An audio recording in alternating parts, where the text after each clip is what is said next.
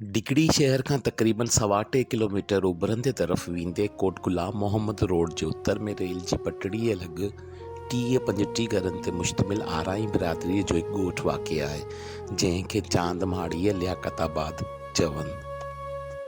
ॻोठु चांदमाड़ीअ असल में अरबाब ताज मोहम्मद नोड़ियो, जेको अरबाब अमीर हसन जो वालिद हो, उन्हीअ जी औताक हुई ऐं उन्हनि जी ज़मीन जेका 14 ब्लाकनि जी सूरत में हिते हुई ऐं पूरी जी पूरी आबाद हुई।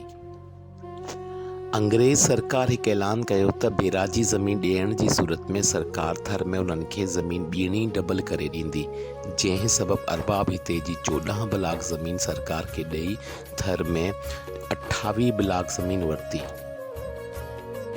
अरबाब असल हुआ बि थर जा, जेके 1928 ईस्वी में डिगड़ीअ खां वापसि थर मोटी विया ऐं संदन छॾियल हिते 14 ब्लाक ज़मीन सरकारी थी पई, जेका पोइ अंग्रेज़ सरकार इहा ज़मीन उते रहंदड़ आराई बिरादरीअ जे माण्हुनि जेके अरबाबनि वटि हारपो कंदा हुआ, उन्हनि में विराए छॾी।